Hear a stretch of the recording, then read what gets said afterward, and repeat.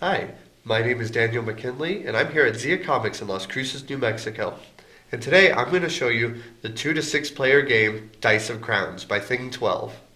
Hey, listen!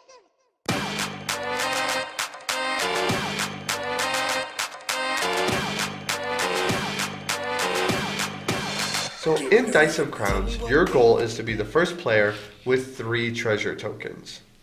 I'll show you a player's turn, and I'll show you how it generally works to get those tokens.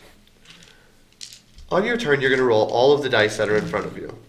This will be a combination of skulls, crowns, swords, which I like to call little backstabbies, or scrolls. Scrolls are always the first dice face to be resolved. Any scrolls that you roll will be passed to the players of your choice. It could be both to one player or to different players. They will then roll it and then resolve their rolls. Scrolls come back to you. Skulls do the same. But if they roll one of the crowns, they may keep it for their turn later. But if they roll one of the daggers, or the little backstabbies as I call them, then they can give it to any player that they choose.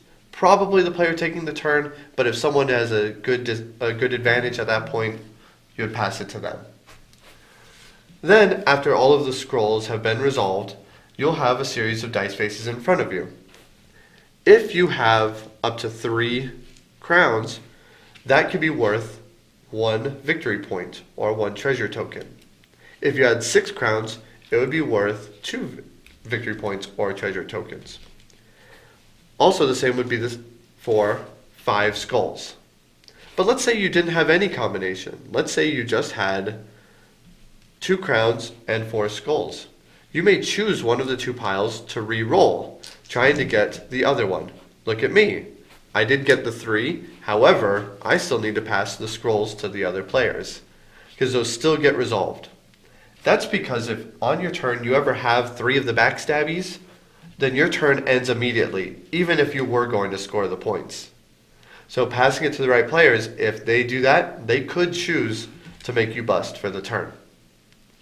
Players continue doing this until the first player gets 3 treasure tokens.